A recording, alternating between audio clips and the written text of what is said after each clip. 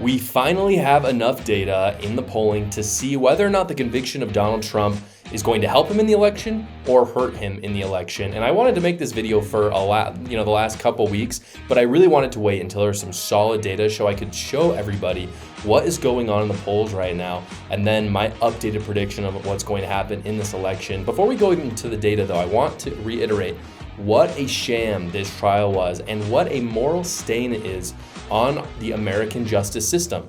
And I think it's something that's going to haunt Democrats for years and years, especially if Republicans respond in kind and start prosecuting Democrats. I kind of hope, on one hand, I hope they do, right? Because you don't want Democrats to just keep getting away with this crap. But on the other hand, nobody wants this to become America. But once they've let the cat out of the bag, it's hard to imagine going back, and Democrats do this time and time again. The other thing I have to say, I also do have to say that this is very Stalinistic. It's been pointed out by a lot of other people, but literally this trial was show me the man and I will show you what he is guilty of. That's literally what it was. This was something that happened 20 years ago. We've talked about it. It's just crazy that this is happening, that this is the reality in America right now. The other thing I want to say though, before we go to the data really quick, is that I am going to be showing the most recent polling after the conviction, and I understand that not all polls are real. Obviously, 2016 was a super good example of when the polls were just super off, but historically, polls are by far the best indication of what is going to happen in the election. So you could take these polls with a grain of salt if you want. However, I can't just use anecdote. I mean, people all the time in the comments are saying they see a ton of people in their neighborhood supporting Trump. I'm like, I know, but I can't use that as data. Anecdotes aren't data. Polling is the best thing we got. If you think it's not that good, I understand that, but it's better than just seeing a lot of Trump flags on the street, in my opinion. Anyway, going to the polls, I want to go to 538 first. And the reason why I'm going to 538, and I'm going to pull it up right now, is because 538 is actually the best indicator of what's going on. They're very choosy, and you can go online and see how they choose these, but they're very choosy with the polls that they use. There's a lot of polls out there, like hundreds and hundreds of polls, but they don't use that many because they only use the best. And they also do vet whether or not they were paid by political parties, which I really appreciate because I just want the truth. I don't really care. I don't want what the Democrats paid for or the Republicans either. I just want to know what's true because it doesn't do us as conservatives any good to just hear that we're doing great, but then be lied to in the election. So I want to show you, this is kind of all, you can see the little dots on them. And those are the polls and where they're at. And then the line is kind of that median of all of the polls. And so it's the accurate middle line of where all the polls are falling. That's why 538 is so accurate. If you go back to March 1st, Trump is 2 points up, okay? If you go to April 1st, you'll see that there is a small decline of about 1.5. It goes from about 2.1 to 1.5. Then you take it to the conviction. You'll notice there's a steady decline. But for the most part, he stays at about 1%. We come to the conviction. He's sitting at about 1.5 on average. Now we take it to today. Again, these are the most accurate polls that we have. We take it to today, June 10th, we're at 1.1. There has been absolutely no change from the conviction to now, especially within the margin of error. It might be 0.2 off, but that's just not enough. If we go down below, you can see the polls down here. Most of them, Trump is up by 1 point, a few of them, Biden. There was this outlier. I do want to bring up this outlier. It might look like an outlier, but it's actually not. If you'll notice, this one and the other really high Trump ones have in common is they included in these polls other candidates. And that's really important because what you're getting from that is when you include Kennedy, you are losing Biden voters to Kennedy. Biden voters to Kennedy, You're not losing Trump voters. And so when you include Kennedy, Stein, and West, Biden actually has a much worse chance. There's really no indication at this point that any of those people are going to step down. I think they'll go all the way. And so, again, I think the polls between Biden and Trump are actually do a little bit of a disservice to how well Trump is doing. If you add them in, Trump is more like 2 or 3 points on average rather than one above. Again, no change. However, I do want to talk about some other things. You need 3 points.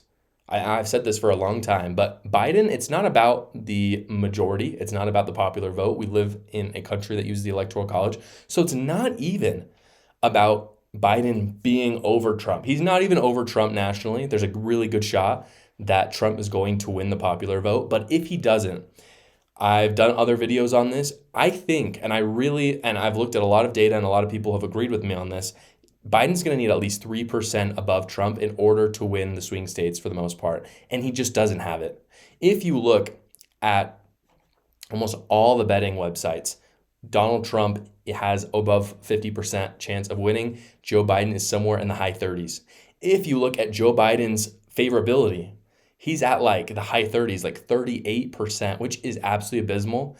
And Donald Trump is more 42%. The polling is not going well for Joe Biden right now. If you look at other polling, so I want to show you this one. This is from Political Polls. This is from Political Polls is a page on X. They show different polls, but again, they use some of the less credible ones that 538 doesn't use. This is the only shift that's happened since the conviction, and it shouldn't be ignored, but it's also not unsurprising, which is that there has been a noticeable shift among independents since the conviction. This is just one example of a poll, but I think there's a lot of polls that have been showing this, so there's just one example that I'm showing. You see about a 9% decrease in support for Donald Trump and about an 8% increase for Joe Biden. So where is that going? A lot of the 9% that are leaving Trump are not going to Joe Biden, but they're going to RFK Jr. And a lot of the RFK Jr. votes are staying with RFK Jr.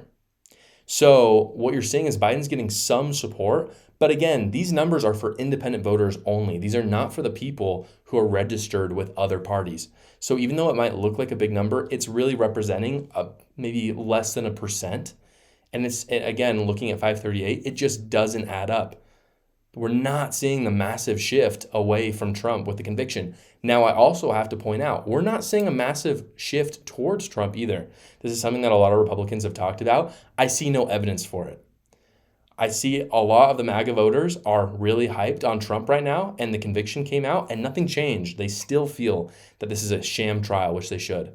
The people who weren't going to vote for Trump, most of them are not suddenly voting for Trump now that he's been convicted. That's the reality. I personally wish more people were, because I wish they would support him since the establishment is so bent against him, but it's not what the data is supporting on that. Another really interesting poll that kind of points to this, YouGov posted this really interesting poll showing that about 4 months ago, Republicans said they wouldn't want their nominee to be a convicted felon. Almost no, like a majority said, no, we don't want to support a convicted felon. However, they just ran the poll again. And you juxtapose that with another poll that showed that 25% or so Republicans said they would be less inclined to vote for Trump if he were convicted. So you're seeing this data saying like Republicans don't want this. If you run the same exact poll today, which they did, those numbers completely flip. And all the people who said that they didn't want to convict are all saying we're totally fine with it. So what does that mean? What it means is that politics at the end of the day is about preferences.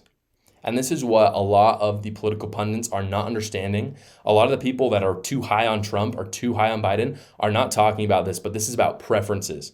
So when you, say you're just a moderate conservative, when you're planning on voting for Trump, because how could you vote for Biden as a conservative, and he gets convicted, and you start hearing multiple sides. You're hearing one side say, we're really happy he's convicted. You hear this other side saying it's a sham trial. And you think to yourself, yeah, I can't vote for Biden though. Like he wants to transition kids and kill babies. Like, do I love that Trump's a convict? Do I understand the trial even? A lot of people just don't. It's a really messy thing. They're like, I don't know if I support the convict thing, but I can't support Biden. So either I'm not showing up to the polls, which by the way is a win for Donald Trump, or I'm voting for Donald Trump. It's that simple. And the Joe Biden people are going to keep voting for Joe Biden anyway. But the independents who are more conservative leaning and the conservatives are not suddenly going to vote for Joe Biden.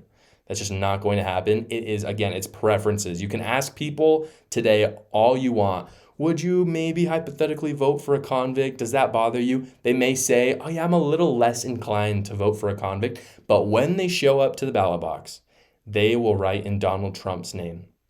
And the reason why is because they're conservative. They cannot vote for Biden. You just can't look at the last 4 years as a conservative and say it's better than what Donald Trump gave us, even if he's a convict. Or if you just hate everything, you're just not going to show up to the ballot, and most likely because of that, Donald Trump will win. That is my prediction, by the way, that Donald Trump is going to win at the end of this. I don't think the polling is going to change much. I think you're going to see very steady decline in Trump support over the next few months, but not nearly enough. Like I said, you're going to need to see a 4-point swing for Biden, and who likes Biden? You're not going to get that swing. Thank you so much for watching, everybody. Please go down below, comment, like, and subscribe, and watch another video.